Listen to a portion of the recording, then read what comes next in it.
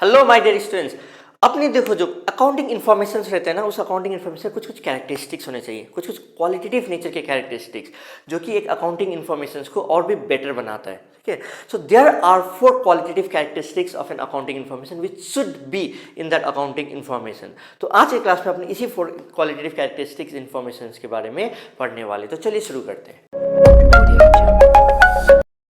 देखो सबसे पहला जो है ना, that is it has to be reliable.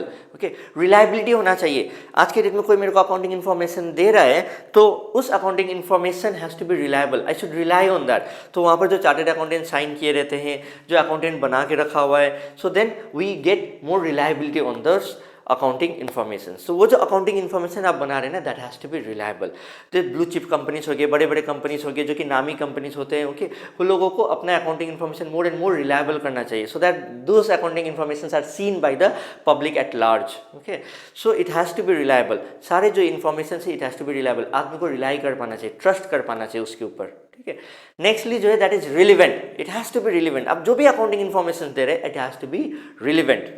Okay, as an accountant you are giving so many information, but all those information has to be relevant. Okay, irrelevant information को देखे कोई बल्कि करना नहीं है। फॉर एग्जाम्पल मेरे को मालूम होना चाहिए, एज एन इन्वेस्टर मेरे को मालूम होना चाहिए कि टोटल डेटर्स कितने हैं उस ऑर्गेनाइजेशन में। सो आई एम इंटरेस्टेड विथ वहाँ पर टोटल अमाउंट ऑफ डेटर्स कितने हैं। आई एम नॉट इंटरेस्टेड कि वहाँ पर कितने नंबर ऑफ डेटर्स है, ये है, उसका नाम क्या है क्या नहीं है। I am not interested. तुमको वो लिस्ट देखे कोई फायदा नहीं है। मेरे को टोटल डेटर्स इतने हैं, ओके, इतने ने पैसा नहीं दिया है या ये होके रखा हुआ है, वो सारी चीज़ें मेरे को बता देने say that is sufficient. I that irrelevant information, मतलब 10-20 पेज का मेरे को डेटर्स का लिस्ट दे दिया, उससे मेरे को कोई मतलब नहीं बनता है। Okay, it has to be relevant. Whatever information you are giving, it has to be relevant. Next है understandability. Understandability मतलब समझ पाए।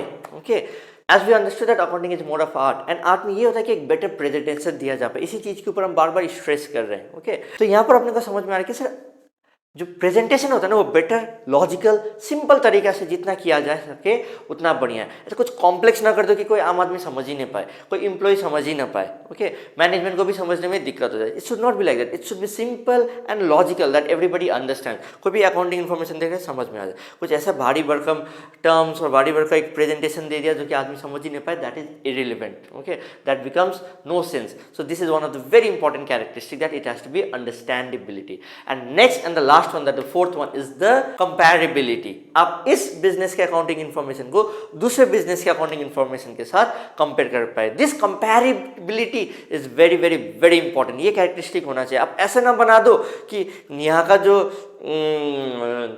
इन्फॉर्मेशन है उस इन्फॉर्मेशन को हम दूसरे कंपनी के इन्फॉर्मेशन के साथ कंपेयर ही ना कर पाए।